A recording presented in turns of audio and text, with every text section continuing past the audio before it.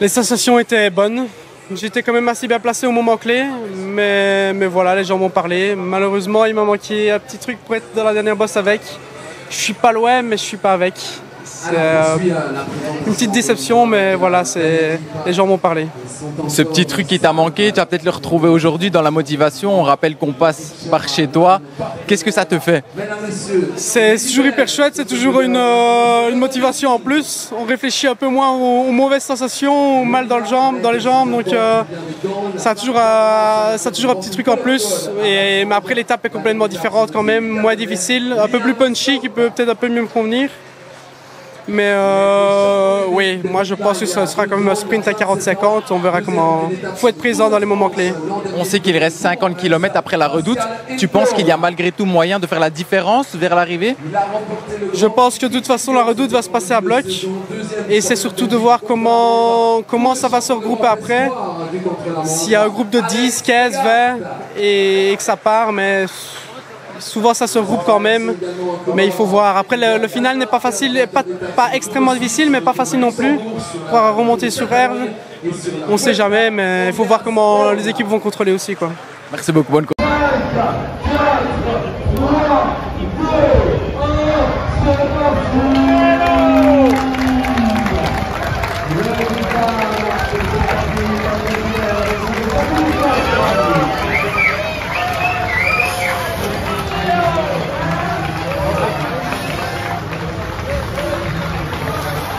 Du soir et de Sud Info et Maxime Montfort.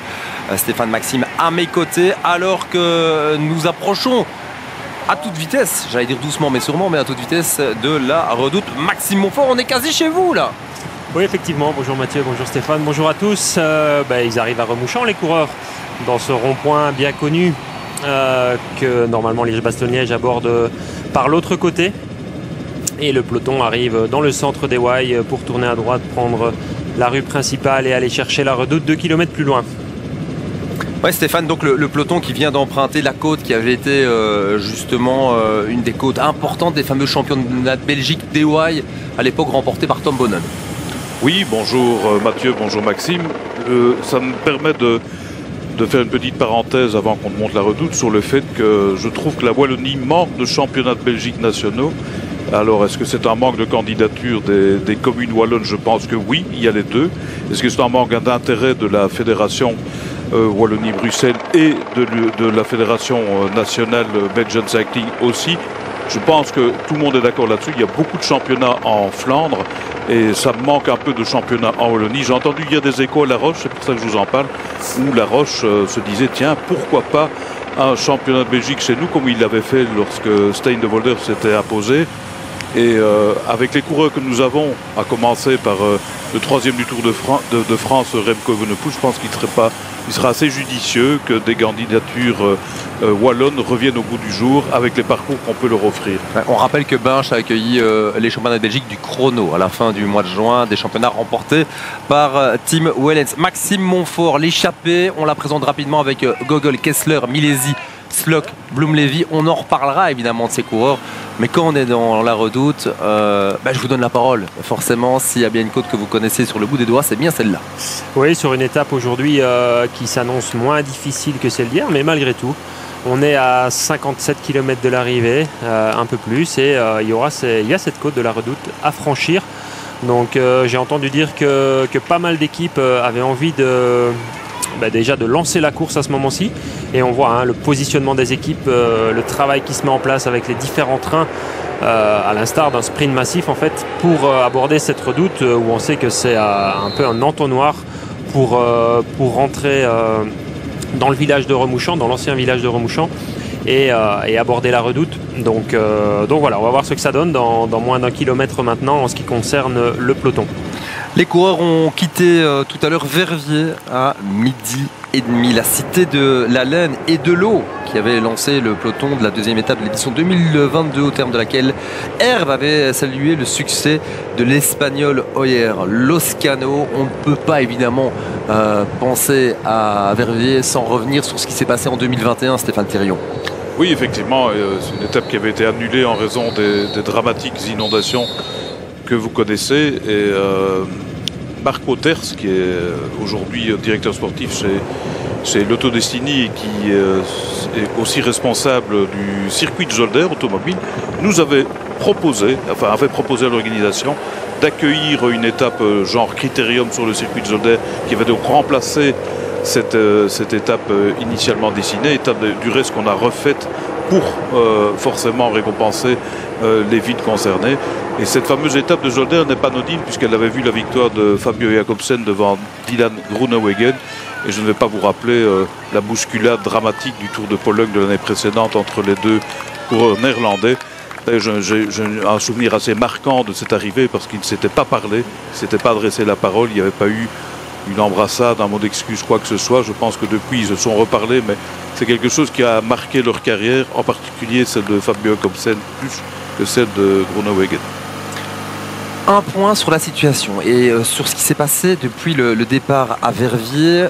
Il y a quand même un paramètre important à retenir, c'est que lors du premier sprint à Obel, après 41 km, Matteo Trentin a décidé de se mêler à ce sprint. Il l'a remporté, Trentin qui était deuxième au général ce matin à 7 secondes. Il prend 3 secondes et donc signe un fameux rapproché par rapport à Corbin Strong. Il revient à 4 secondes. Kirch a aussi pris 2 secondes. C'est important de le dire. Et Wandal a pris la dernière petite seconde. Donc on a quand même, et vous l'avez très bien dit Maxime, des gars qui peuvent encore jouer le général, qui se sont dit, à Obel, il y a l'occasion de revenir dans le coup. Et ils ont saisi l'opportunité. Ouais, tout à fait. C'est un Tour de Wallonie qui se joue aussi, comme souvent, avec les sprints intermédiaires. Et ils sont souvent très bien situés, ces sprints intermédiaires, au sommet de petites bosses. C'est comme ça qu'aujourd'hui Matteo Trentin a pu faire se rapprocher. Et donc on va voir ce que ça donne dans les prochains kilomètres, voir s'il va pouvoir encore arriver un peu plus près, chercher mes mots, du maillot orange de Corbin Strong. Bon, la portion la plus délicate de la Redoute, après l'avoir franchie à de multiples reprises. Je dirais que c'est entre les deux murs, donc il y a 2 passages vraiment plus difficiles.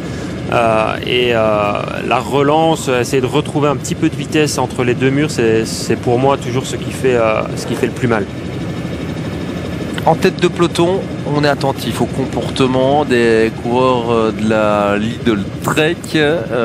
On cherche aussi Israël, forcément avec le leader Corbin Strong. C'est toujours intéressant d'avoir cette image-là avec une accélération du côté de chez Arkea. Effectivement. On est dans une ascension classique, si je puis me permettre, de la Redoute ici, ce qui n'était pas le cas lors des 2 dernières éditions de Liège-Bastogne-Liège où on tournait à droite et à la fois. Ce n'est pas le cas quand même. Est-ce qu'on ne tourne pas à droite pour Je pense que oui, et que les coureurs, par contre, dans le fond de la Redoute, vont à droite et ne montent pas la côte de Cornemont. D'accord. Si je ne m'abuse. On va savoir assez rapidement. En tout cas, chez Arkea, le coureur le plus dangereux au général, c'est Louis Barré qui a sorti.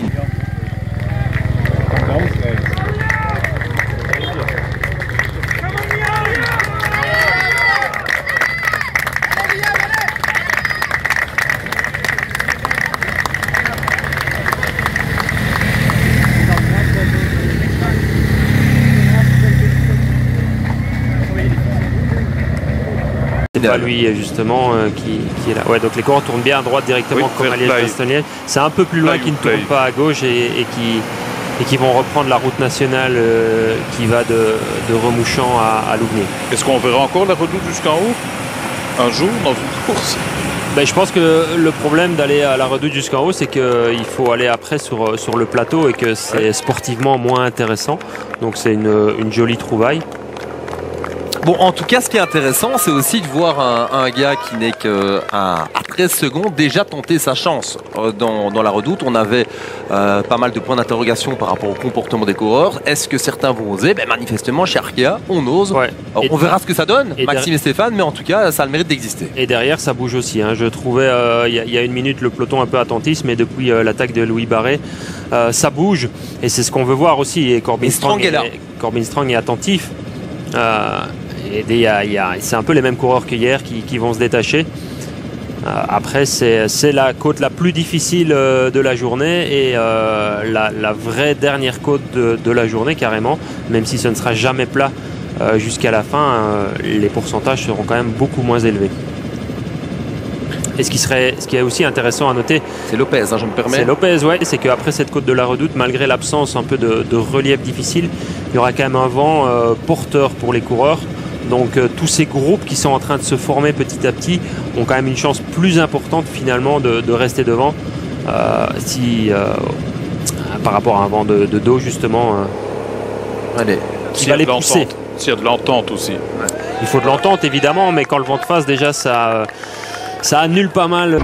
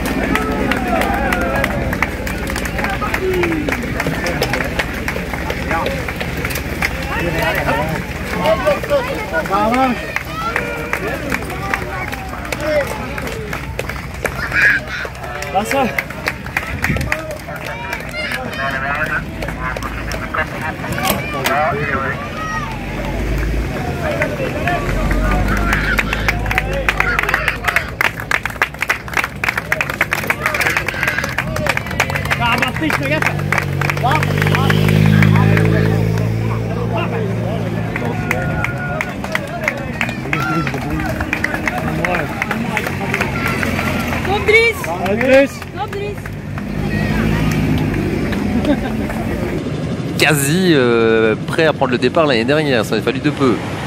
Oui, il s'en est fallu de peu parce que forcément par rapport aux événements, ces accidents, il avait pointé le Tour de Wallonie en raison du contre-la-montre qui était prévu à Mons.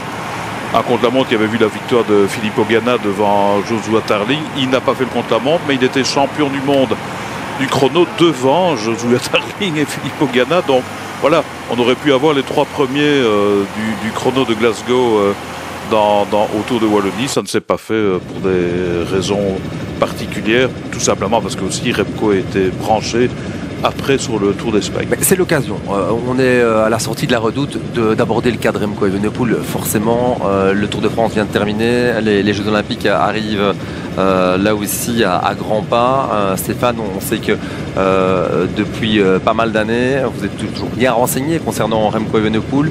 Comment doit-il aborder ces Jeux en rappelant évidemment qu'il est déjà présent du côté de Paris? Écoutez, par rapport au contre-la-montre, le travail de fond forcément a été fait pendant le Tour de France. Il va affronter 2 adversaires dont on vient de parler, l'Italien Ganna, l'Anglais Darling, qui ont eux préparé spécifiquement ce chrono sur leur monture, sur les plateaux qu'il fallait. Ils ont sans doute reconnu le parcours plusieurs fois. C'est un parcours plat, donc il leur convient très bien. C'est vraiment pour pur rouleur. En même temps, Evenepoel les a battus tous les deux sur des terrains qu'ils connaissent. Est-ce que Remco aura assez récupéré du Tour de France pour pouvoir l'emporter samedi? C'est une autre paire de manches, mais je pense que sans se tromper, en étant au minimum optimiste, on peut prévoir une médaille pour Remco, quoi qu'il advienne. La couleur, on la verra samedi soir. En revanche, je suis vraiment impatient de voir comment il va se comporter sur le parcours de la route. Dans le contexte qu'on a expliqué un peu hier avec les 4 sélectionnés, etc. Parce qu'on sait que c'est un attaquant, un coureur de la première heure. On sait que Pogacar n'est pas là. On sait qu'il y a des coureurs comme Van Der Poel, Van Aert, etc. qui sont des coureurs qui aiment bien partir tôt. Je ne parle pas de Julien Alaphilippe côté français. Donc c'est pour être une course qui va se débrider très rapidement en fonction des talents et surtout des caractères des coureurs concernés. Voilà, Alaphilippe qui roule sa dernière course avant les JO sur le Tour de Tchéquie qui démarre aujourd'hui. Bon, on a parlé de Trentin. Je vous propose de l'écouter parce que Trentin, dans ce début de course, a fait la bonne première opération du jour. C'est l'occasion d'écouter l'ancien champion d'Europe pour expérimenter, évidemment passer par les plus grosses cylindrées du peloton. Je vous propose d'écouter le coureur transalpin. Matteo, you keep progressing day after day. You're now only 7 seconds away from the leader's jersey. Yeah, I mean, yesterday was a good day at the end. Tried to first anticipate to do the last lap maybe with a little bit of advantage. Didn't work out, but I'm quite happy because I could still hold on with the first group on the hard climb. So, yeah, it was a good day at the end. And today is a stage that you already ride. I don't know if you remember in 2022. I remember, luckily for me, I remember because it was 40 degrees and people were cramping left and right. But it was actually a super hard stage. Let's see if today is coming the same or if it will be more controlled. Because you can win today in a small group like 30 riders or so. Yeah, I mean, it's a stage that suits me better than yesterday for sure. We need to see how Israel want to race because yesterday they left the breakaway really far away, of course, to avoid people taking bonuses. We see today.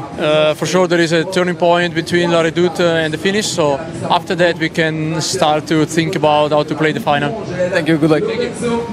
Ouais, toujours très disponible pour les médias. Matteo Trentin qui revient sur l'étape d'hier. Ça s'est plutôt bien passé pour lui. Ravi d'avoir pu signer une bonne opération dans les rues de La Roche, même s'il le répète, l'étape du jour pourrait mieux lui convenir. Il se souvient aussi qu'il y a 2 ans de cela, il avait disputé aussi cette course sous une chaleur accablante. Il y avait plus de 40 degrés lorsque Lascano s'est imposé. Il s'en souvient particulièrement aujourd'hui. Les températures sont bien plus agréables pour la pratique du vélo.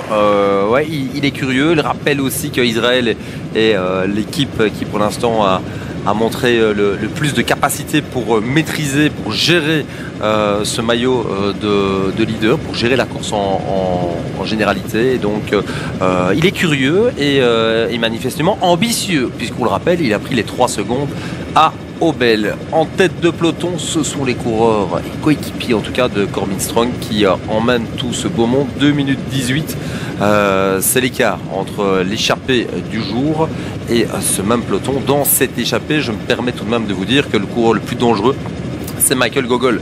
Michael Gogol qui est à 2,59 au général. Avec Gogol, avec Milesi, il y a quand même de fameux rouleurs dans cette échappée. Ouais, c'est une échappée qui se tient bien. Ils ont toujours 2 bonnes minutes d'avance. Et on a vu que même s'il y a eu quelques actions dans la redoute, le peloton s'est plus ou moins reformé. Et Israël Premier Tech a repris les premiers rôles et a repris le contrôle de la course, qui est toujours très important. À un moment donné, quand le peloton n'est plus sous contrôle, c'est toujours... À Bathys, c'est la commune de Herve qui on est bien à Bathys, évidemment le Tour de Wallonie, mais nous sommes à Bathys. Il y a pas mal de monde d'ailleurs déjà qui attend les coureurs. Quand on fait un peu le pointage, on est un peu plus loin que Louvnier. Les coureurs, le peloton arrive à Louvnier. Je pense que les échappés sont déjà passés. Ils vont franchir le carrefour de Louvnier pour redescendre dans la vallée de la Vestre de l'autre côté.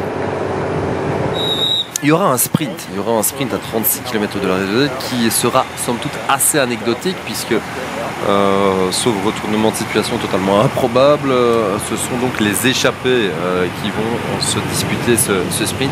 Je le répète, dans cette échappée, il y a Michael Gogol, un coureur de la formation Alpecin de Koenig. On se souvient quand même que c'est un garçon qui a déjà signé des top 10 sur l'Amstel, sur l'Estrade Bianche. C'est un garçon qui a de solides références par rapport à Milesi, aussi l'italien de la formation espagnole Movistar. Mais on se souvient qu'il n'y a pas si longtemps que cela, il a été champion du monde du contre-la-montre chez les Espoirs. Alors, il avait notamment été plus rapide qu'un certain Alex Segart, et qu'une semaine plus tard, il avait porté le maillot de leader sur la Vuelta, puisque la formation DSM avait remporté le chrono du côté de Barcelone, le chrono par équipe, et comme il avait franchi la ligne en premier lieu, eh bien c'est lui qui avait eu l'honneur de porter le maillot de leader sur la Vuelta. Sauf que malheureusement pour lui, il n'a pas eu la chance de le porter très longtemps, puisque le lendemain, il devait abandonner à la suite d'une chute.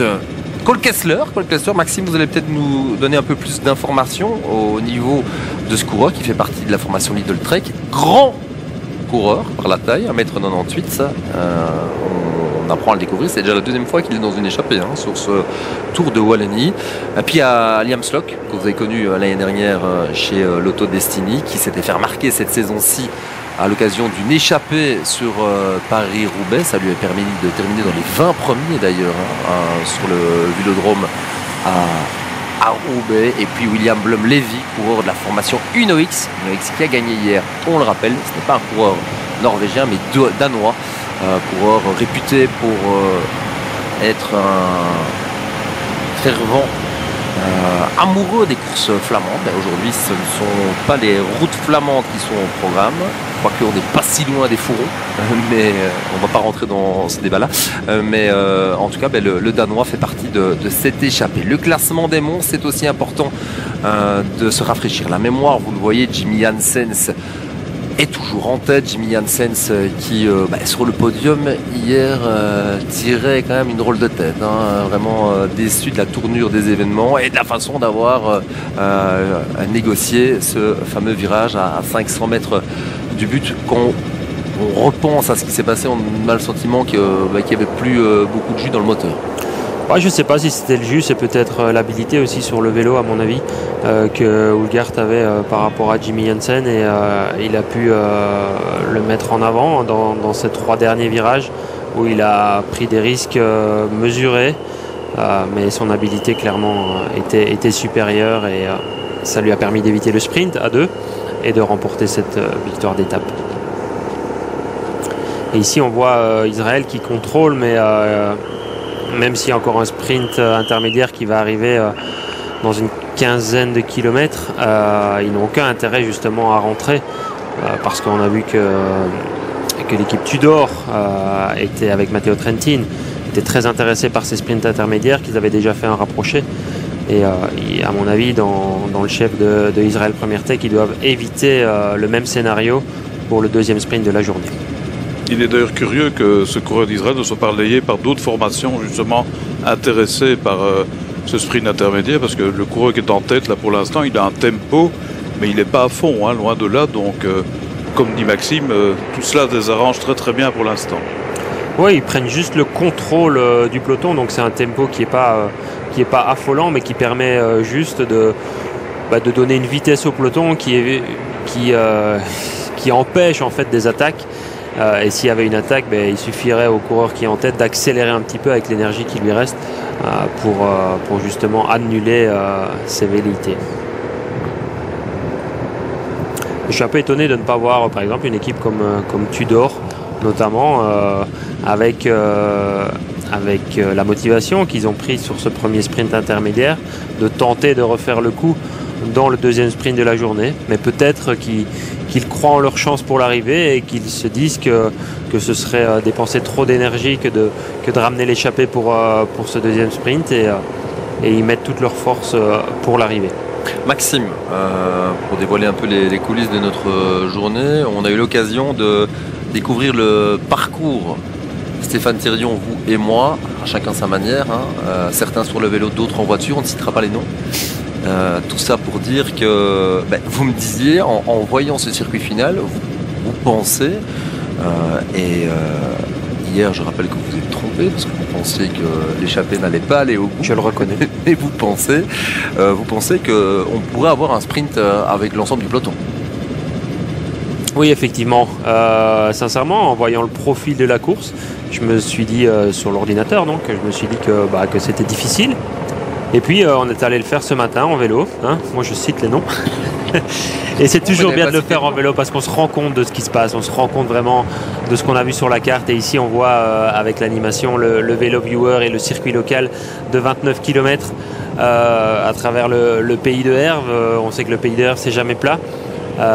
Mais finalement ce parcours je l'ai trouvé assez roulant. Donc on voit que c'est jamais plat, qu'il y a une descente juste après la ligne d'arrivée pour remonter jusqu'au sprint intermédiaire et puis toujours cette succession de faux plats montants, de descente Et puis surtout, on retiendra quand même le passage dans le nord de Verviers pour remonter jusqu'à Manéan, Brouillère, et aller chercher le bas de Herve et emprunter des petites ruelles pour arriver ici à Bâtisse, à 1 kilomètre de l'arrivée pour cette jolie ligne droite. Donc c'est relativement technique, mais je l'ai trouvé de manière générale plus roulant que ce que je pensais.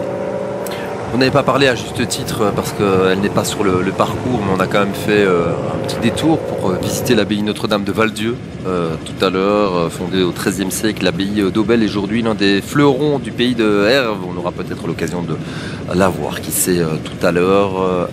C'est en tout cas toujours très agréable de s'arrêter et faire une petite parenthèse du côté de l'abbaye Notre-Dame de Val-Dieu. Oui, parce que vous l'avez fait en vélo. Il y en a d'autres qui le font à tout âge, ses prétentions et ses ambitions. Le circuit est par contre très technique pour les amoureux de la gastronomie. On est dans une région ici qui regorge de produits absolument magnifiques. Évidemment, je vais tomber dans le panneau d'une recette que tout le monde connaît, le fromage de Herve avec son sirop et inversement. Vous le mangez chaud, vous le mangez froid, enfin, vous faites ce que vous voulez.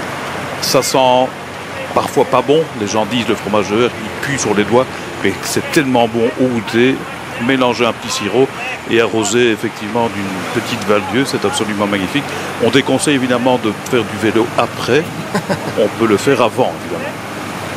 Ouais, on peut toujours compter sur vous pour ce type de remarques au niveau de la gastronomie. Ouais, Herve aussi connu pour sa cavalcade, le lundi de Pâques, et ce depuis de nombreux siècles. C'est la fête à ne pas louper dans la région. L'équipe Intermarché qui prend les devants dans cette descente du village de Trasanster pour arriver dans le village de Trasanster.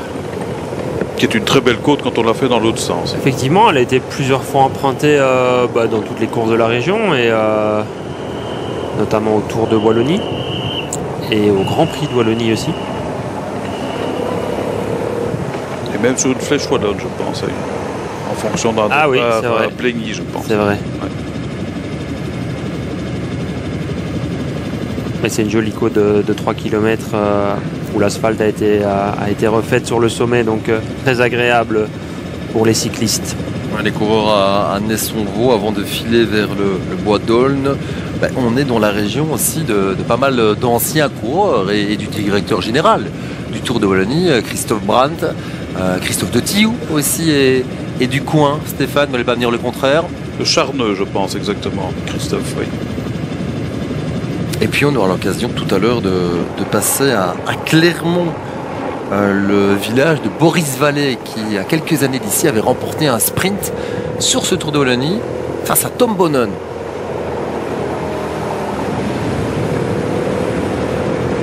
Et les coureurs traversent la Vesdre. Un peu plus loin, ils vont prendre vers la droite pour monter en faux plat vers le village de Aulne.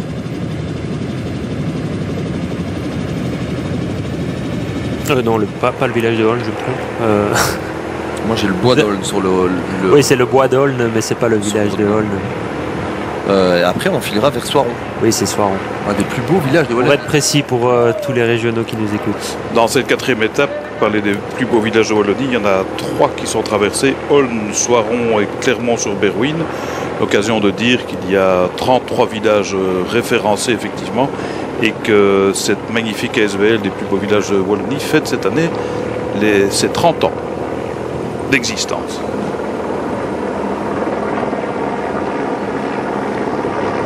Et à noter qu'il y a pas mal de suiveurs de ce Tour de Wallonie. Vous êtes nombreux à nous suivre, de plus en plus nombreux tous les jours sur les antennes d'RTL Sport. Petit coucou aussi à Claude et Claudine qui suivent le Tour de Wallonie depuis des années et qui sont revenus d'ailleurs expressément du sud de la France pour assister à ce Tour de Wallonie. C'est l'une des chouettes histoires aussi. Alors, 40 km, 2 minutes, je vous lance plus sur le fameux théorème de Chapat, puisque hier on sait ce que ça a donné. Le théorème était correct. Stéphane avait raison, l'échappée est allée au bout. Est-ce qu'on peut peut-être rappeler qui est Robert Chapat, parce que je pense que les plus jeunes auditeurs d'entre nous ne savent pas de qui il s'agit. Robert Chapat est un ancien coureur français qui était un des premiers consultants sur la chaîne publique française est un brillant consultant, comme l'ont été chez nous en Belgique, plus tard Fred De Bruyne par exemple, sur la télévision flamande. Et Robert Chapat, c'était une institution, vraiment une science du vélo. Il a accompagné de grands journalistes comme Patrick Chen en particulier. Et il avait cette théorie qu'il répétait chaque jour et qui se vérifiait parfois avec le duo ensuite qu'il a formé avec Laurent Fignon. C'était assez savoureux parce qu'on avait vraiment deux personnalités complètement différentes sur la télévision française en tout cas.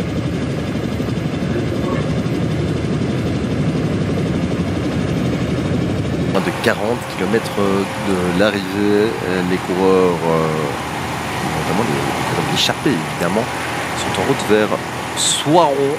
On n'a pas encore eu l'occasion de parler, en tout cas je les ai présentés brièvement, du seul belge de cette échappée, Liam Slock, beau gabarit aussi, Maxime. Ouais, Liam Slock qui a fait toutes ses classes dans l'équipe de développement de l'Auto Destiny et qui est passé pro il y a quelques années et qui se développe chaque année. Hein. C'est un gros moteur, un gros rouleur, à l'image de tous les coureurs de cette échappée en fait. Hein. Ils ont tous des capacités en contre-la-montre.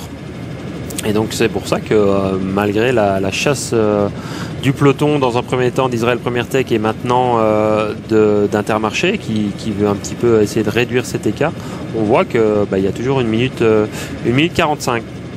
Ouais, et au niveau du général chez Intermarché Wanty, on roule clairement pour Lorenzo Rota, hein, qui est en embuscade au niveau du général. Au-delà du général, on peut se poser aussi la question de savoir qui a envie de gagner l'étape aujourd'hui. Corbin Strong. Voilà. Non, mais je veux dire, il y a des équipes qui n'ont encore rien gagné dans ce Tour de Wallonie, c'est le moment ou jamais. On sait, Maxime l'a répété, qu'on va arriver groupé.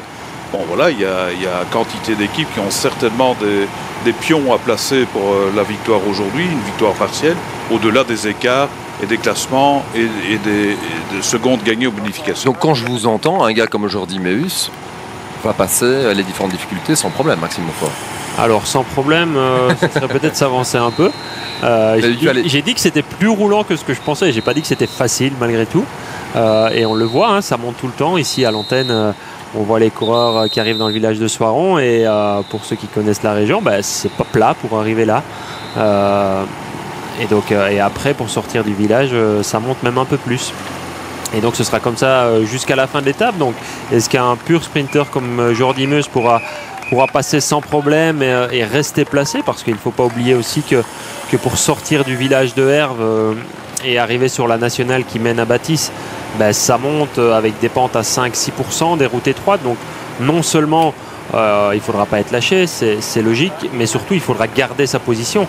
Parce que si un Jordi Meus bascule en fin de peloton, il n'aura quasiment aucune chance de remonter une fois qu'il sera sur la grande route et sur le plat, parce qu'il n'y aura que 1,5 km vent dans le dos pour se replacer, ce qui est quasiment mission impossible. Les échappés qui viennent de passer devant le château de Soiron qu'on n'a pas vu, j'en profite pour dire qu'il y a aussi une excellente bière à Soiron, on ne va pas faire que de la pub pour la Val-Dieu, une bière endémique excellente que je vous conseille. Merci Stéphane. Il y a aussi un sprint à Soiron d'ailleurs. Et les coureurs de l'échappée auront peut-être, qui sait, se le disputer à voir. Vous savez, on a parlé des parcours, de la difficulté ou pas du parcours. C'est une phrase qu'on répète souvent et que les organisateurs répètent souvent. Je paraphrase ici Christian Prudhomme qui dit tout le temps, ce sont les coureurs qui font la course.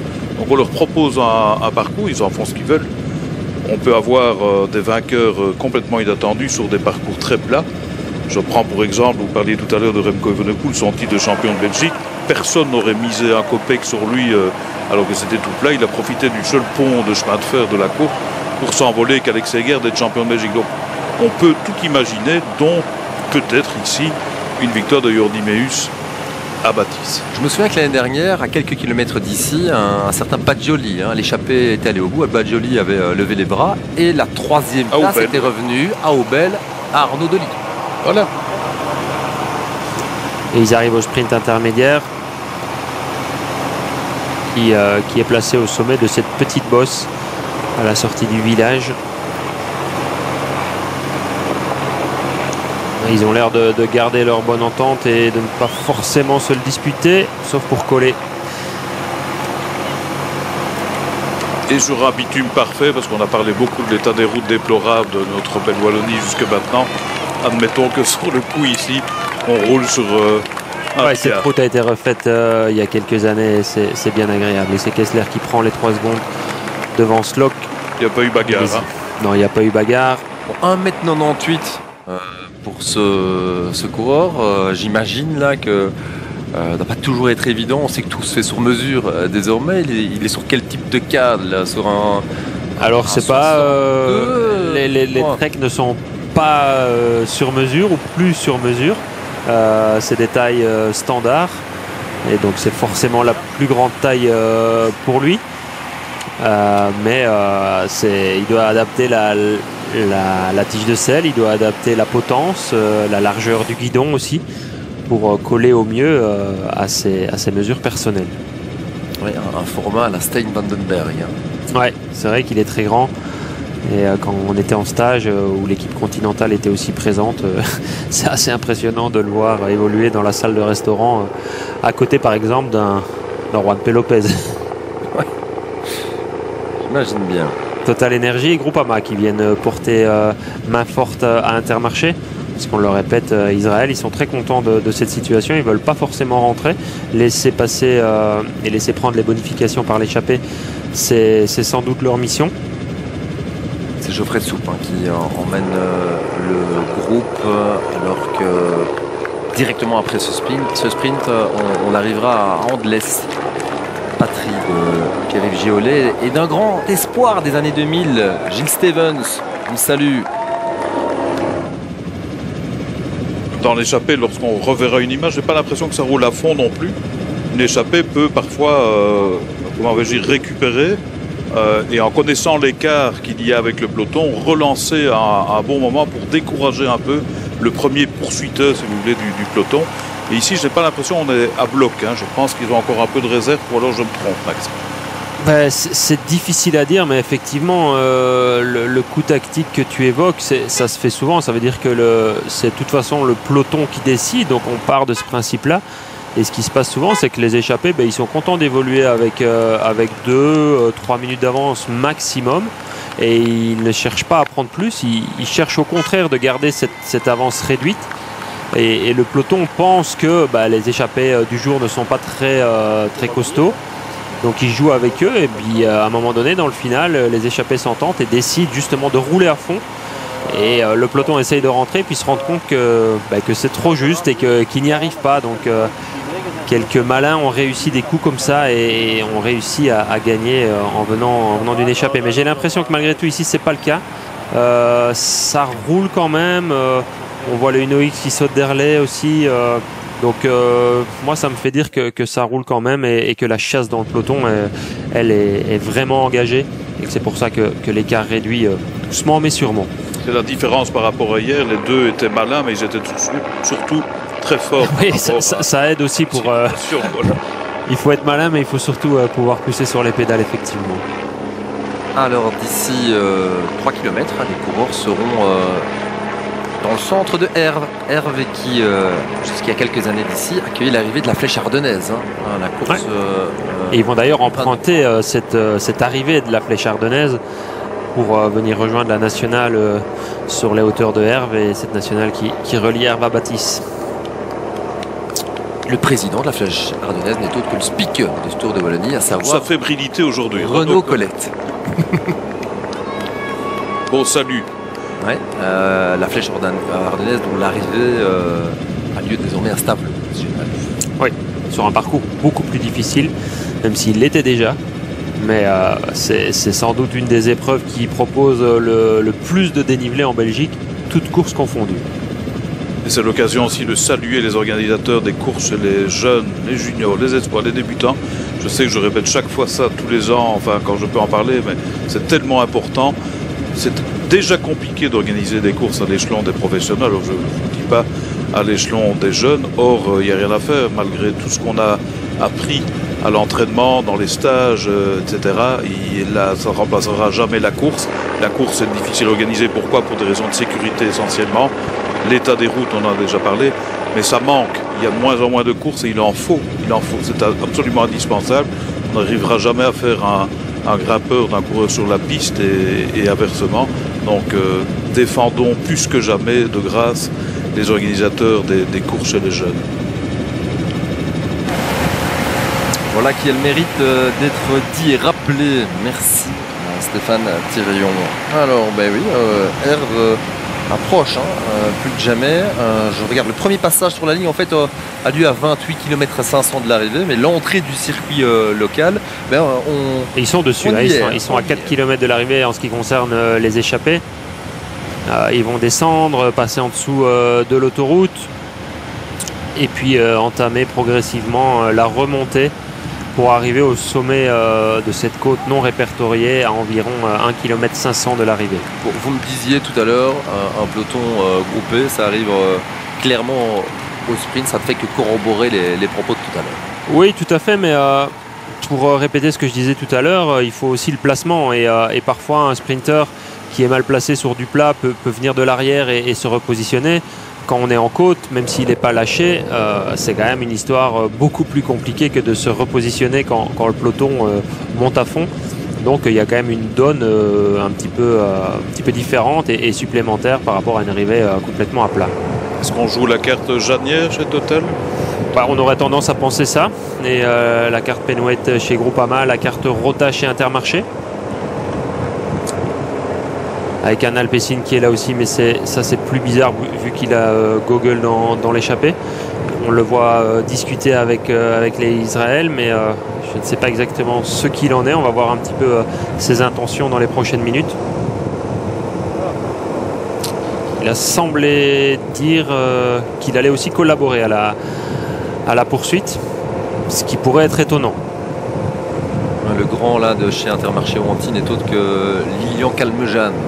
Fin de contrat d'ailleurs au sein de l'équipe wallonne. Donc 4 équipes maintenant qui collaborent.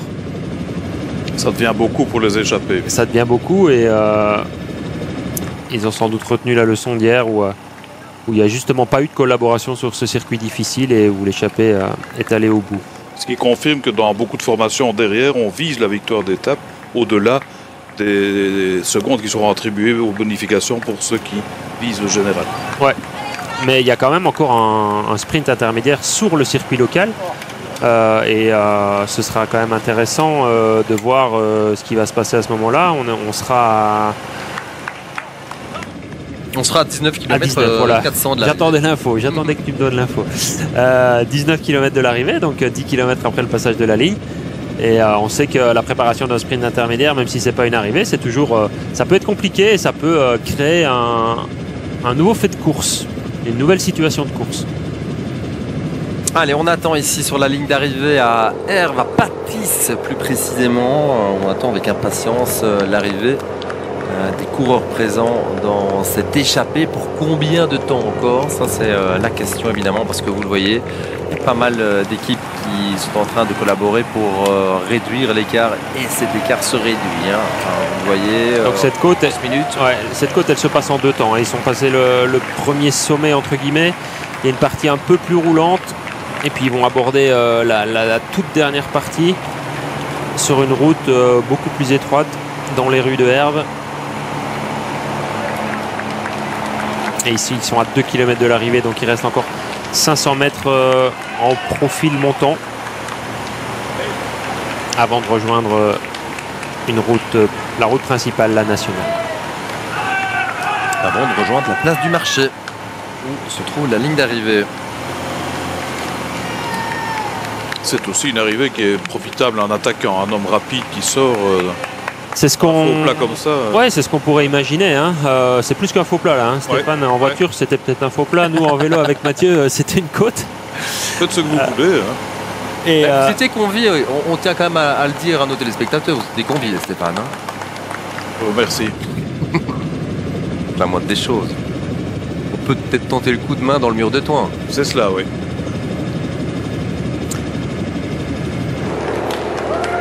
Et donc les coureurs du peloton se rapprochent. De 2 minutes il y a quelques instants, on se rapproche plutôt de la minute. Et on voit que ceux qui mènent la chasse ne ménagent pas leurs efforts. Bon, en tout cas, chez Groupama FDJ, on a des intentions là aussi de jouer la gagne aujourd'hui. On n'avait pas vraiment non plus de doute à ce sujet. Ça se confirme. Derrière, une 10.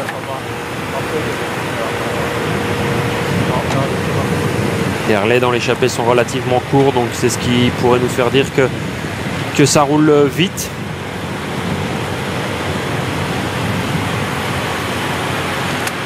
Et donc je vous parlais de Groupama, un gars comme Pénoët, bien placé lors des 2 premières étapes, a manifestement une petite idée derrière la tête. Et cette dernière partie du circuit très roulante sur une très jolie route avec un vent portant, donc très intéressant par rapport à ce que tu disais Stéphane, et une attaque qui pourrait porter ses fruits à 2 km de l'arrivée et le coureur potentiellement pourrait être aidé avec un vent qui est légèrement de dos. Et voilà, donc aux 500 mètres.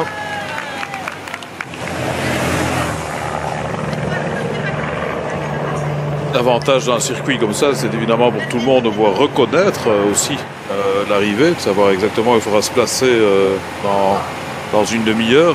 Et c'est intéressant pour ceux qui envisagent évidemment la victoire, mais aussi les équipiers qui emmèneront ou qui emmèneraient potentiellement leur sprinter.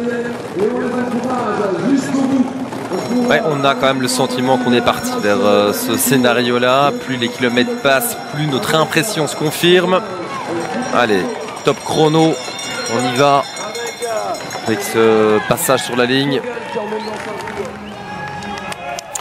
Et on remarquera que les voitures des directeurs sportifs ne sont plus derrière.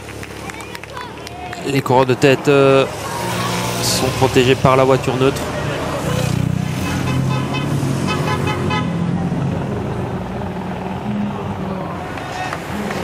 Chappé qui vient de passer devant Méminus. Et ensuite, ouais, ça va descendre à direction Froitier. Très rapide cette première partie de circuit local.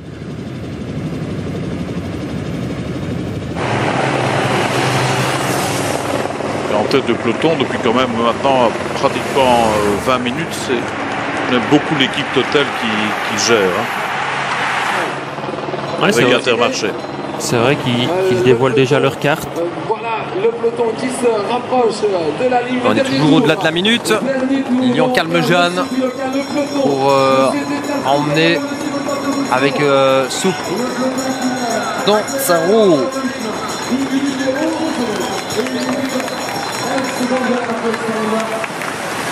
Le peloton file vers Froitier et je pense que c'est aussi l'occasion d'écouter le vainqueur de l'étape de lundi, à savoir Jordi Meeus, ses ambitions par rapport à l'étape d'aujourd'hui, parce que manifestement il a survécu aux différentes difficultés présentes sur le parcours jusqu'à présent.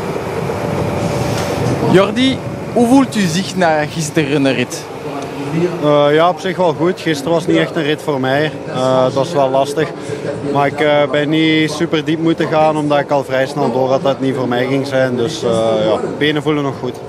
Uw doel is nu een tweede rit zeggen, denk ik. Ja, dat klopt. Er zijn nog 2 kansjes. Dus het is niet zeker dat het sprint gaat zijn de komende 2 dagen. Maar we gaan wel proberen om beide dagen weer mee te doen voor de overwinning.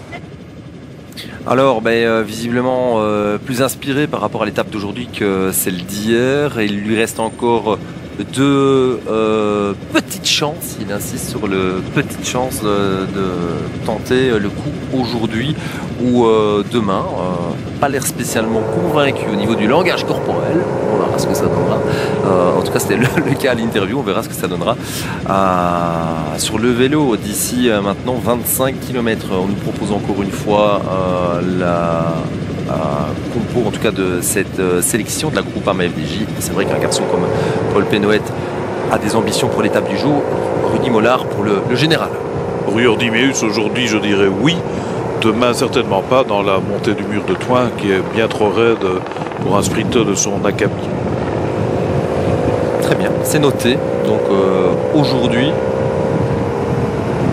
Par contre, aujourd'hui, ne négligeons pas, par rapport à tout ce qu'on a raconté jusque maintenant, carrément les chances de Matteo Trentin, car au-delà des secondes évidemment que Matteo a déjà prises tout à l'heure. Il a un sprint et pas n'importe quel, c'est un coureur expérimenté. Donc face à ses rivaux, si on devait les mettre en sprint l'un et l'autre, Strong et compagnie, il a ses chances. Si Trentin gagne, il serait dans le même temps. Vous vous souvenez qu'il y a quelques années, le Tour de Wallonie s'était joué à un rien avec Wellens, si je ne m'abuse, et Quinton Hermans. Mais Tim Wellens avait pris ses secondes de bonification bien avant l'arrivée à Warem. Il les avait prises très précisément à Somme, au sommet d'une côte très connue dans la région du Condro d'Amurois. La côte du président, si je ne m'abuse. Exactement. On salue d'ailleurs s'il nous écoute. Pour la première fois, l'écart était passé sous la minute. Et on est à 5 km, un peu moins maintenant, du sprint intermédiaire. Et ce sprint intermédiaire à Clermont est quand même délicat, hein. On l'a vu ce matin, il y a une petite portion pavée de 300-400 mètres, des pavés qui sont pas forcément faciles à négocier. Et à la sortie du village, ça monte jusqu'au sprint intermédiaire. Donc à voir si le peloton se rapprochera suffisamment pour envisager de se disputer les secondes, mais ça pourrait donner des idées à certains. Oui, et à Froitier, comment ne pas citer Maxime Enrard, lui aussi grand amoureux de vélo dans la région, et bien connu par tous les cyclistes du coin. Alors on va tourner bientôt sur la droite, Maxime, si je ne m'abuse. Quelque part, oui. est sorti le vélo viewer. Ouais, voilà. Ben voilà, tu l'avais vu avant moi. Ils sont dans le village de Froitier, puis ils se dirigent vers Clermont dans 2,5 km maintenant, et ce petit passage sur les pavés, franchement pas évident à négocier.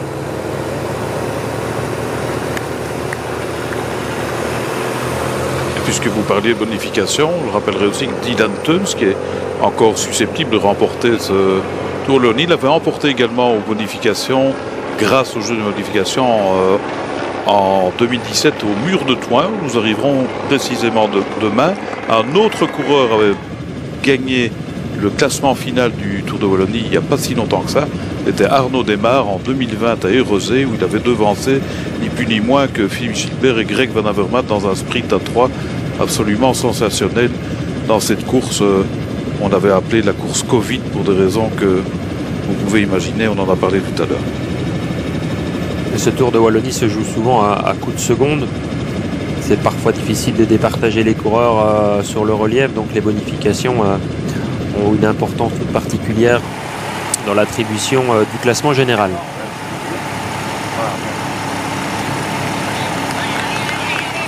Ouais, et quand on est à Froitier, on a un jet de pierre d'Henri Chapelle. Un jet de bière. Ouais, pierre là pour le coup. Henri Chapelle, ce lieu de mémoire où 1000 soldats sont tombés pour défendre l'Europe durant la Seconde Guerre mondiale. Il y a aussi le plus long tunnel ferroviaire de Belgique qui se trouve à Henri Chapelle.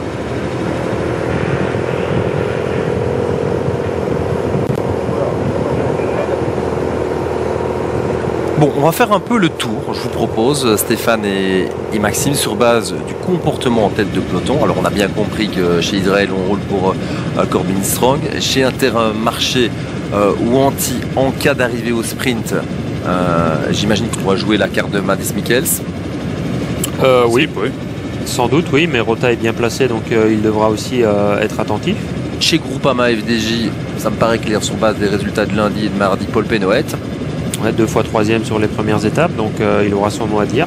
D'autres noms qu'il faut souligner là et qu'il faut mettre en fluo sur notre start list, sur notre liste des partants. Stéphane croit en Jordi Meus, hein. Oui, bien sûr, parce que bon voilà, dans la configuration telle qu'on la voit ici, je ne l'exclus pas.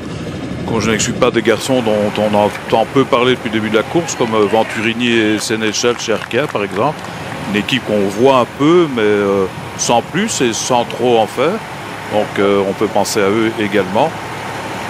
Chez UnoX, ils vont toujours bien nous sortir un nordiste en forme pour aller jouer la gagne. On a chez Tudor Dainese et Trentin, qui est un beau duo. Qui va lancer qui? C'est le même questionnement que pour Intermarché. On joue quoi? On joue le général ou on joue la victoire d'étape? Bon, voilà. Chez Trentin, on peut jouer les deux. Exactement. C'est pour ça qu'il faudra s'entendre à un moment donné et savoir choisir le pion qui emmènera l'autre.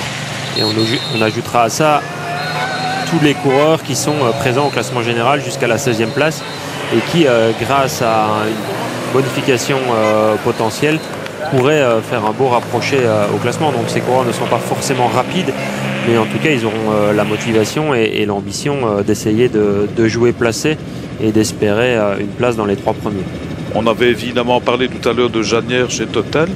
On peut aussi imaginer, comme je le disais tout à l'heure, un coureur sortir aux 2 km. Il y en a un qui peut faire ça, c'est Alex Egart chez Lotto, que je trouvais un peu discret dans cette course. C'est peut-être le jour ou jamais pour lui de montrer s'il est en forme ou pas, mais lui est capable de faire ça. Oui, pour devancer les sprinters, les surprendre. Oui, parce que par rapport à l'étape de demain, il y aura plusieurs passages aussi au sein de ce mur de Thoin. Et on parlait de la Flandre avec cette fameuse étape disputée sur le circuit de Zdendelder. Demain, le Tour de Wallonie fera un mini crochet par la Flandre. Ben voilà, c'est un clin d'œil, je trouve intéressant. Ou pourquoi pas, parce que les courses flamandes font aussi des crochets par la Wallonie, notamment à travers la Flandre en particulier, donc par les côtes de la Houppe. Donc vous voyez, il n'y a aucune raison que le Tour de Wallonie ne se fasse pas crochet par la Flandre comme il fait parfois des crochets dans la région bruxelloise. Pas suffisamment peut-être aux yeux du bruxellois. Ce sont des choses qui vont certainement être corrigées dans les années à venir. Moucron accueillera d'ailleurs le départ de la dernière étape du Tour de Wallonie. Moucron-Thoin avec pas mal de difficultés. Le Mont de l'Enclus, le Vieux-Guarmont, je vous l'ai dit, la côte du Beau-Site. Il y aura aussi la Tienne du Dragon et donc la dernière difficulté, bien sûr, le mur de Thoin. Mais tout ça, c'est pour demain à 20 km de l'arrivée. On est du côté de Clermont, donc avec un secteur pavé, Maxime. Ouais. Dans le village de Clermont, des pavés qui ne sont pas si simples que ça, on l'a dit. Ce passage sous le porche et puis à la sortie du village, ça monte jusqu'au sprint intermédiaire.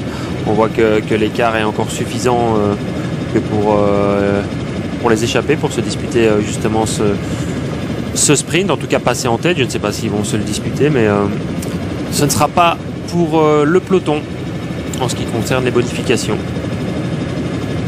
Non, et donc à ce moment-ci de la course, ça fait les affaires de Strong, puisqu'on le rappelle tout à l'heure lors du premier sprint à Aubel, c'est Trentin qui est revenu dans la course, du moins qui est encore un peu plus proche puisqu'il a 4 secondes. Et le coureur Uno X qu'on a vu passer quelques relais, sauter quelques relais, n'est plus présent dans ce groupe de tête. Mathis Michels n'est plus en course, figurez-vous, Maxime, donc tout pour Rota du côté d'Intermarché ou Antilles. Oui, bien sûr. Mathis malheureusement a chuté en début d'étape. On l'a évoqué sur le plateau avant le direct. Mais il va bien. Le danger évidemment est aussi pour les coureurs du peloton de revenir trop vite sur les hommes de tête, parce que si on revient trop vite, par exemple à 15 km de l'arrivée, on s'expose à des contres. Donc les équipes qui ont un sprinter ou un homme rapide vont peut-être hésiter à envoyer dès maintenant un mouvement et une accélération. On va rectifier tout de suite mon erreur. C'est bien Luca Mathis qui a chuté en début d'étape chez Bingo, les coureurs de la Louvière. Le coureur de la Louvière qui va bien. Ancien professeur d'ailleurs, et qui connaît une ascension fulgurante dans le peloton.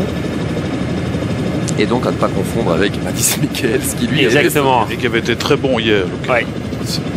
Et donc ce sera bien pour Rota en ce qui concerne Intermarché. Alors, toute dernière petite page de publicité avant de filer vers Andrimont, et puis on ne loupe rien, absolument rien des 18 derniers kilomètres de course. Lévy, coureur de la formation Uno X, a été repris par le peloton. Il n'y a plus que 4 coureurs en tête. Les voici à l'image, 17 km de l'arrivée. En route vers Andrimont. Donc Maxime et Stéphane avec Gogol, avec Kessler, Milesi, Slock. À voir combien de temps vont-ils pouvoir encore résister, parce qu'on file vers Andrimont. Et puis il y aura cette descente aussi vers Dizon, hein, descente assez technique avant de remonter vers Petit Rechat.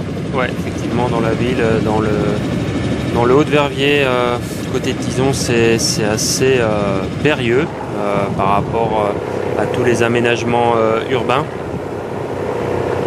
Et puis il y aura toute cette longue remontée. Et on peut le voir ici sur l'animation. Donc à partir du village de Dizon, toute cette remontée sur la grande route pour arriver jusqu'au village de Manéan où les coureurs prendront à gauche sur un profil plus roulant jusque Bruyères.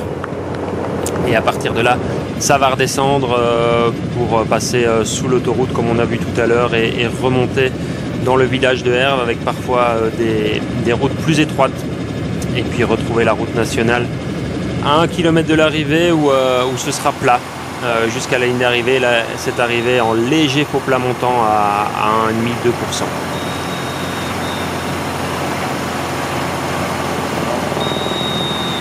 Donc l'écart qui diminue un peu comme hier mais qui se stabilise, hein, Stéphane, finalement. Oui, parce que comme je disais il y a un instant, derrière, on ne veut pas non plus revenir trop vite sur eux, au risque de se prendre un coup d'élastique, comme on dit dans le milieu du peloton. Mais en même temps, on n'a pas vu non plus 1, 2, 3, 4 équipes vraiment favoriser ce retour du peloton le plus rapidement possible. Il y a eu un peu de Total Energy, il y a eu un peu d'Intermarché. Maintenant, on a vu surtout Groupama. On a aussi les lotos qui sont bien placés pour surveiller tout cela en sachant qu'ils ont quelqu'un devant. Donc pour eux, stratégiquement, c'est vraiment très intéressant. Et ça me ramène à penser que et Segart et Florian Vermersch, peut-être chez eux, ont un coup à jouer dans cette arrivée. Et Segart qu'on voit en 5e position du peloton. Juste Corbin Strong qui repasse devant lui maintenant. Donc il est en ordre utile à une quinzaine de kilomètres de l'arrivée. J'évoquais tout à l'heure les Arkea de Sénéchal et de Venturini. Ils sont là aussi. Sur le côté droit de votre image.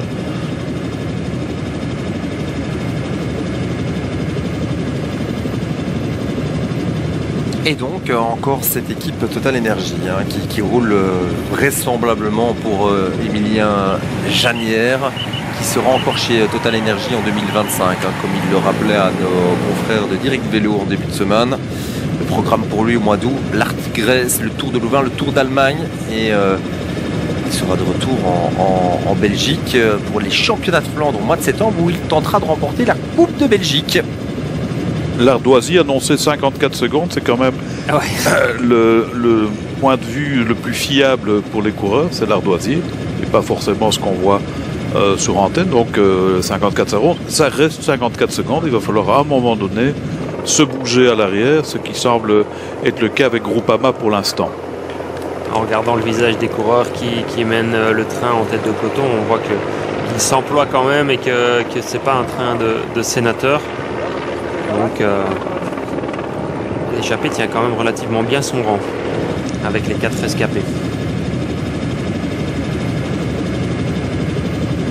On rappelle donc que Corbin Strong est le leader hein, de ce Tour de Wallonie alors que les coureurs sont sur la place principale d'Andrimont et que d'ici quelques instants ça va descendre à toute allure vers Dizon.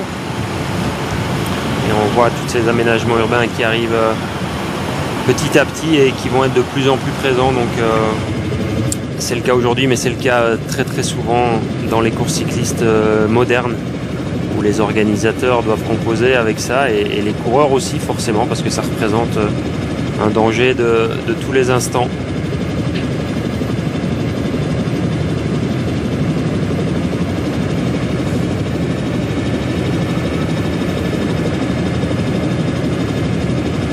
Il y a quelques coureurs motivés également dans l'équipe de Christophe de Thiou, Bingo le Wallonie-Bruxelles, notamment Johan Mens, qui est de la région et qui connaît les routes par cœur également forcément, qui a très envie de prester aujourd'hui. Pour à quelques kilomètres d'ici. Et on va voir le terrain de football d'Andrimont.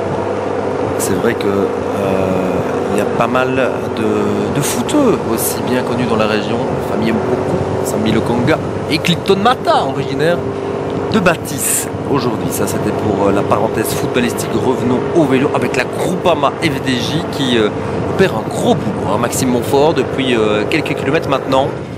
Ils font un gros tempo à la fois pour réduire l'écart, mais à la fois pour rester bien placés dans cette descente et puis dans ce début de remontée une fois qu'ils auront franchi le village de Dizon. Et on voit d'autres formations aussi bien compactes, celle d'Arkea, celle de UNOX. Arkea pour Venturini ou Sénéchal, ou ouais. Voilà.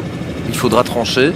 Venturini est sans doute plus explosif sur ce genre d'arrivée, en tout cas pour passer le petit relief. Par rapport à UNOX, justement, on sait qu'ils sont toujours capables de nous sortir des surprises, les Scandinaves.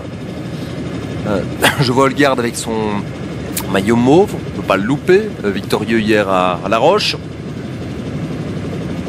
On sera attentif à leur comportement, évidemment.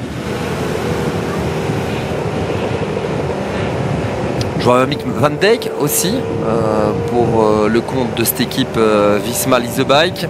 Ouais, qu'on n'a pas encore beaucoup vu, la Visma Lease the Bike, mais effectivement... Il y a 4 coureurs, ouais. Cette équipe, puisque Lou Van Bell n'est plus là. Ils sont déjà partis qu'à 5, donc. Et n'oublions pas que le maillot de leader peut mettre tout le monde d'accord aussi. Hein. Ouais, tout à fait. Bah, tous les scénarios sont encore envisageables. Voilà. On pourrait avoir Strong qui prend 10 secondes aujourd'hui, comme on pourrait très bien avoir Matteo Trentin qui revient à égalité avec Strong. À voir. Dans moins de 12 km, on en saura plus. Les coureurs à Dizon désormais. Et à partir de là, ça va monter pour un moment. Pas forcément très raide. Dans un premier temps en faux plat. Milesi qui tente sa chance et qui s'en va seul. Ouais, on rappelle un garçon qui a de belles capacités dans un exercice individuel. Et c'est Gogol qui réagit. Il a bien senti qu'en restant comme ça, cette échappée n'irait pas au bout. Donc ils jettent leurs ultimes forces dans la bataille. Et Milesi peut le faire. Hein. C'est quelqu'un, comme vous l'aviez dit Mathieu, qui a d'énormes potentiels en contre-la-montre. C'était le moment, Maxime, là, juste avant la bosse. Ouais, je pense que c'est plutôt saut d'orgueil parce que je crois que leurs chances sont faibles, voire nulles en fait, pour remporter cette étape depuis l'échappée, avec une poursuite qui est vraiment bien engagée et bien organisée de la part du peloton. Donc lui a senti qu'il était sans doute plus fort que les autres et il veut quand même ne rien regretter ce soir. Alors, il y a du monde chez Arkea, il y a du monde chez UNOX, on l'a dit, chez Groupama, Total, et évidemment Israël, toujours très attentive à la formation de René Mandry. Comment ne pas parler de Rick Verbrugge aussi quand on évoque cette province de Liège, bien sûr. Et donc pour l'instant, ben oui, cette formation Israël qui est presque dans un fauteuil.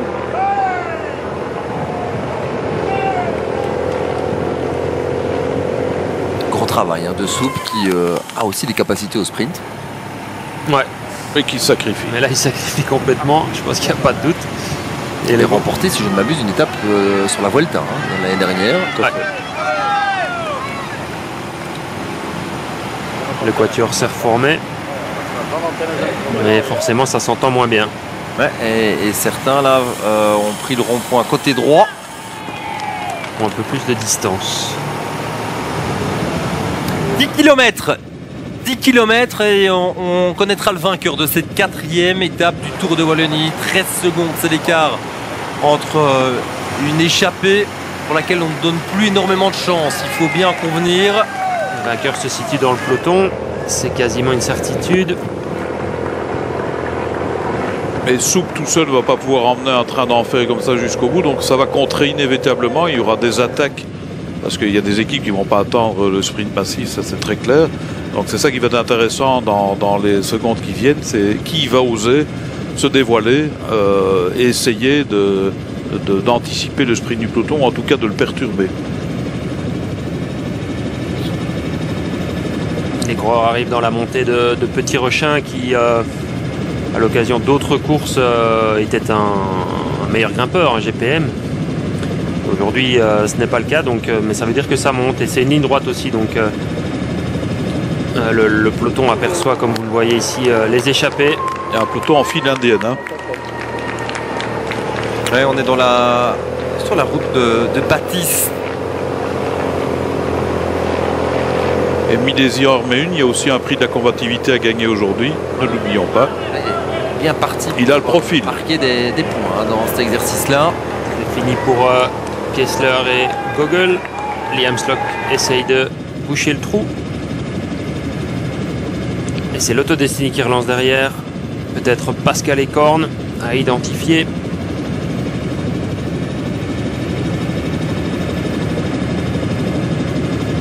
Mais il a toujours un coureur en tête, hein, donc c'est pas forcément le meilleur choix. C'était bien Pascal Ekorn. Ekorn en partance au sein de cette équipe l'Auto Destiny. Je sais Stéphane qu'on ne peut rien dire avant le premier roue, mais on le dit quand même. Et Slock qui relance, hein, donc et qui finalement est plus fort que Milesi. Exactement. Ce sera peut-être pour lui le prix de la combativité dès lors. Et une belle relance, hein. C'est pas. Ah, c'est une belle relance de facteur. Hein. Et derrière, le peloton qui était rentré à 10 secondes environ, mais Slock en a repris quelques-unes. Et cette relance fait le jeu de ses équipiers. Qui est là, hein. Derrière Arkea et Uno-X. Liam Slock. Là, il roule à la fois pour lui et tenter quelque chose, et à la fois pour ses équipiers, pour leur permettre justement de ne rien devoir assumer derrière. Il réajuste un petit peu l'écran de son compteur.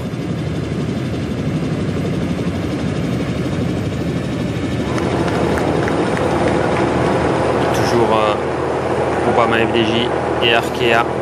Alors ça doit parler évidemment dans les oreillettes, Maxime, à ce moment-ci, avec les directeurs sportifs. Quelle attitude adopter pour une équipe qui a un potentiel vainqueur, genre Trentin, Strong et compagnie? Il faut essayer de rester groupé et de se placer à un endroit qui aura été déterminé par les coureurs et par le directeur sportif. Donc ici c'est sans doute le bas de la descente avant de remonter plus ou moins au passage sous l'autoroute. Je pense que c'est un endroit idéal. Mais bon, ça veut dire que si on doit être placé à cet endroit-là, il faut commencer le travail bien plus tôt. Et bien plus tôt, c'est peut-être déjà maintenant pour ne pas être trop loin dans cette montée et pouvoir gérer le placement en équipe. Et sans doute à cet endroit, à 2,5 km de l'arrivée, pouvoir prendre le leadership, être devant et emmener son sprinter vers les meilleures positions. Ouais, c'est bientôt terminé pour Milesi Saleh. D'ailleurs, on n'a donc plus qu'un seul homme en tête, Liam Slock. Et si l'écart est correct, 18 secondes. Il fait un beau petit numéro, hein, Slock. Ouais, curieux de voir ce que ça va donner. Et évidemment, alors que vous le voyez, énormément de monde à l'arrivée du côté de Bathys.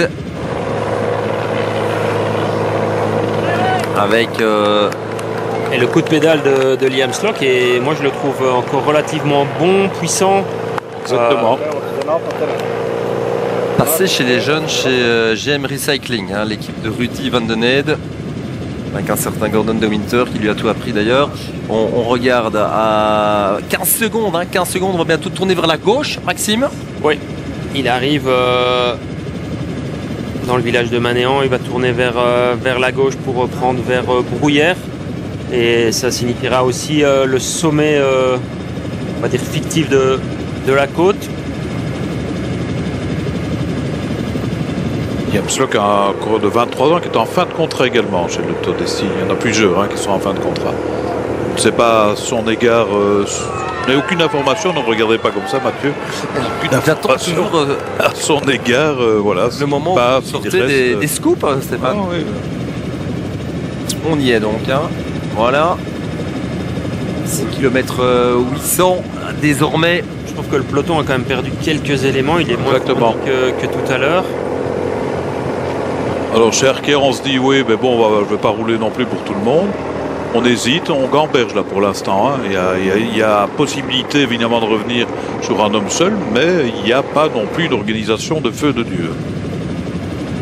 Et ça reste ouvert, vraiment. Et ce n'est qu'un homme justement, et et que c'est moins compliqué à gérer. Mais Liam laisse une très bonne impression. Ah, il faut le faire. Hein. Je rappelle qu'il faisait partie de l'échappée, parti très tôt dans cette 4e étape. Mais il doit au minimum avoir cet avantage-là à 2 km de l'arrivée, au minimum. Je dirais même plutôt 20-25 secondes parce que le profil montant du final n'est pas à l'avantage d'un homme seul et encore moins quand il a fourni un effort tout au long de la journée. D'abord avec 5 puis avec 4 coureurs et depuis quelques kilomètres de manière individuelle. Mais je maintiens que si l'auto ne tire pas profit de cette situation tactique, je pense qu'ils regretteront. En même temps, est-ce qu'ils ont un homme aussi rapide que la liste des candidats que nous avons évoqué tout à l'heure? Ça, j'ai un doute. Mais bon, voilà, il y a du potentiel pour gagner cette étape sur l'auto. Van de Par n'est plus là. Hein. Il y a Van de Par qui a abandonné dès la première étape. Et on voit le travail de Ekorn qui essaye toujours d'embêter en fait les coureurs qui roulent. Il vient se placer en 2e, en première position, il roule à côté. Donc ça c'est toujours très très ennuyant. Tout ça se fait dans le respect, mais c'est toujours très embêtant pour les coureurs qui essayent de rouler. Ils demandent à la moto justement qui filme de prendre un peu plus d'avance pour ne pas favoriser ce peloton. Et il y retourne encore. Hein. Il va à côté, il essaye de casser les relais. Ça c'est un travail important qu'on ne souligne pas assez, mais il est là en tête et il essaye de casser vraiment le travail des coureurs du peloton. Bien placé aussi les hommes de Bingoal Wallonie-Bruxelles en tête de peloton. Ils sont 3 là à l'avant.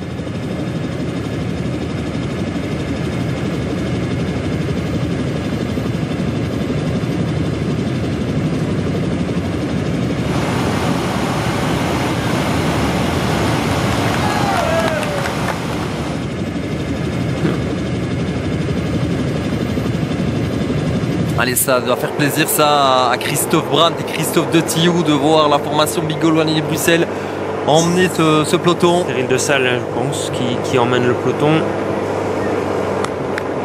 Ouais, et malheureusement, bah oui, on doit constater les abandons de Kenneth Van Rooij et tout à l'heure, Luca Mathys qui a dû être emmené à l'hôpital, malheureusement, on l'a dit, on le répète.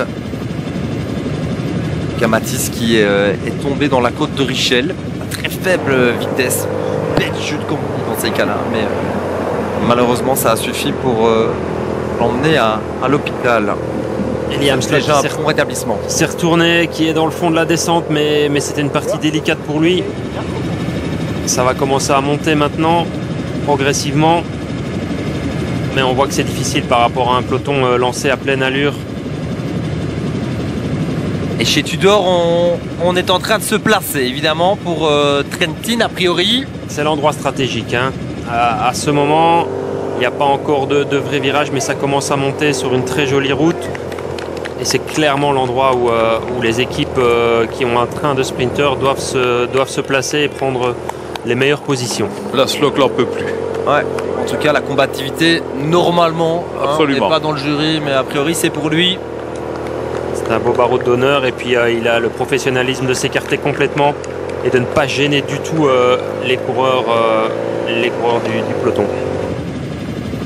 Et je vous confirme à l'instant que c'est bel et bien Liam Slock qui aura le prix de la combativité. C'est maintenant qu'il faut faire attention évidemment au contre parce que c'est le moment ou jamais pour ceux qui veulent le tenter de l'exercer. Et en plus l'endroit s'y prête. On va le voir ici peut-être avec le coureur Visma qui part côté droit. Ouais, ils ne sont pas nombreux, mais on tente de bousculer l'ordre établi chez Visma Lease a Bike. Ça roule déjà très très vite. Hein. Pour prendre quelques secondes d'avance, ça demande un effort extrêmement important, mais ça pourrait désorganiser justement ces équipes de sprinters et favoriser un autre contre derrière celui du coureur de la Visma. On replace Cosnefroy aussi côté Décathlon. On ne l'a pas cité. Hein. C'est Per Strand Agnes, hein, le jeune Norvégien qui est en train de prendre quelques mètres d'avance au cœur de Herve. Des écarts qui se forment hein, petit à petit. Le Norvégien est toujours en tête. C'est pas mal. Et le train de certains sprinteurs mis en difficulté. Ah, c'est le parcours s'y prêtait, hein, je disais, les contre-attaques sur un parcours comme celui-là, c'est un tremplin idéal et ça va être compliqué d'aller rechercher tout le monde. Perstrand Agnes. Et si on avait encore une victoire norvégienne après celle d'hier à La Roche? En tout cas, en poursuite, il y a un coureur de la Groupama et un coureur de AG2R Décathlon. Est-ce que ce n'est pas Rudy Mollard? Je ne sais. Perstrand Agnes, tout jeune coureur hein, de cette équipe Visma Leasebike, passé dans l'équipe de développement il y a quelques années. Il a 21 ans depuis le 10 juillet dernier. Donc 3 coureurs en tête maintenant. Je pense qu'on a une attaque Tesfacion derrière. Ouais, effectivement. Qui s'est extirpé du peloton, qui va essayer de rentrer. C'est Watson pour la Groupama. Tesfacion qui est quasiment rentré. Et Pierre Gauthierat, le coureur de cette équipe Décathlon AG2R La Mondiale. 4 coureurs très très costauds ici en tête. À voir comment ça va s'organiser avec Strong qui se retrouve malencontreusement en tête, qui ne sait pas trop quoi faire au sein du peloton. Il attend du renfort, mais ça se regarde un petit peu dans le peloton. Et ça se regarde devant aussi. Ça se regarde devant aussi. Il faut qu'ils s'entendent, mais ils viennent de fournir un très très gros effort. Et c'est un Tudor qui ressort, mais c'est peut-être pas ce qu'il voulait faire. Il voulait prendre la poursuite à son compte et un AG2R. Énormément d'animation dans ce final. On s'en réjouit avec encore une accélération. Décidément, il a du jus celui-là. Perstrand Agnes, la confirmation des 4 noms qu'on vous a annoncés. Gauthierat, Watson, Tesfacion, Strand Agnes. Et Israël essaye de prendre les choses en main derrière. On a vu qu'il demandait de l'aide à la radio, mais il n'y a pas à tergiverser maintenant. Moins d'1 kilomètre.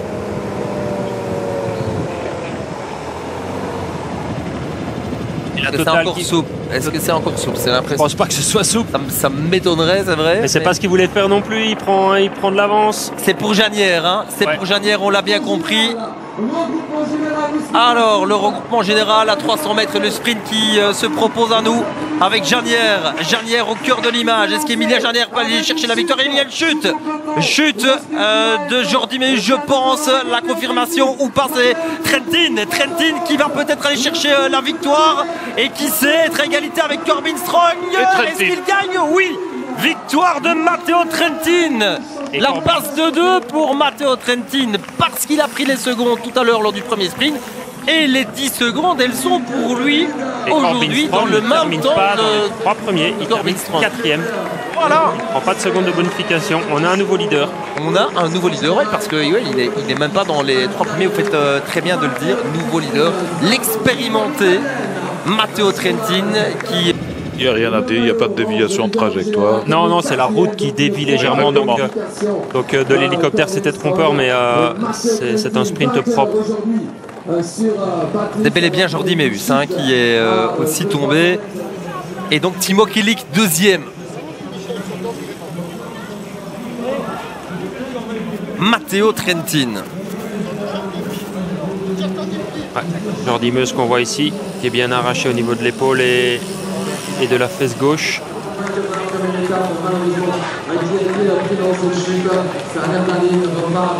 C'est un champion d'Europe, donc Matidor pour cette équipe. Tudor, lui, qui est sous contrat encore pour 2 saisons au sein de la formation helvète. Matteo Trentin, qui est un coureur très respecté dans le peloton, hein, c'est un porte-parole auprès de l'UCI. Vous savez qu'il y a le CPA, le comité de Stéphane, et au final, la réalité est tout autre. On a un nouveau leader, un nouveau porteur du maillot orange sur ce Tour de Wallonie. Et surtout, ça nous promet une dernière étape de feu, puisque on en a parlé tout à l'heure. On va gravir plusieurs fois ce mur de Thoin, qui n'est pas à la portée de tout le monde. Et compte tenu de la forme que Strong et Trentin ont affiché depuis le début de ce Tour de Wallonie, Trentin, lui, elle l'avait déjà enclenché. Bon, l'info qu'on avait reçue était erronée en ce qui concerne Michels. Il est bel et bien 5e. Bon, les jours se suivent et ne se ressemblent pas pour Jordi Meus qui a prolongé de 2 ans chez Red Bull. On revoit cette chute, on analyse ça avec vous, Maxime. Oui, donc on voit dans la roue Jordi Meus, dans la roue de Strong, et puis il est un petit peu tassé par le coureur Jumbo qui est Visma, pardon, qui est Van Dijk. Et la roue avant se prend dans la roue arrière, il est déséquilibré et il ne peut pas éviter la chute. Theo, first win for you with Tudor. How important is this one? Ah, very important. C'est votre première victoire avec Tudor. À quel point elle est importante? Bah écoutez, super importante. La première partie de la saison, j'étais bon, mais pas suffisamment pour revendiquer une victoire. Et enfin, grâce au travail de toute l'équipe, enfin, ça devient réalité. Et en plus, vous prenez le classement général. Vous êtes en tête de ce classement général en attendant la dernière étape. C'était mon deuxième objectif aujourd'hui. Je savais que je pouvais remporter l'étape, et donc si je remportais l'étape, je pouvais prendre le maillot aussi. Et en plus, on a été en phase avec notre plan tout au long de la journée. Et donc je veux remercier aussi l'équipe par rapport à tout le travail qui a été fait. Bon, demain c'est aussi une fameuse étape avec le mur de Thouin. Non, je ne connais pas plus que ça, je vais checker sur internet. À quelques heures de la dernière étape, cet homme-ci est le nouveau leader, et on a clairement encore deux garçons capables de s'imposer. Il y a Trentin, il y a Strong, qui n'a certainement pas dit son dernier mot non plus. Non, et comment? Parce que Matteo Trentin est un très très grand coureur, un palmarès qui avait eu tendance à être moins nourri ces dernières années. C'est un coureur qui connaît très très bien notre pays, hein. Il était très habile, il est très habile dans les courses flamandes, et l'étape de demain d'ailleurs m'empresse de rappeler que c'est un peu une petite classique flamande avec du pavé, le mur de Thouin. Quand il dit qu'il ne connaît pas le mur de Thouin, certes, mais il va le franchir 3 fois avant l'arrivée, donc il aura eu largement le temps de voir de quoi il s'agit. Et ensuite,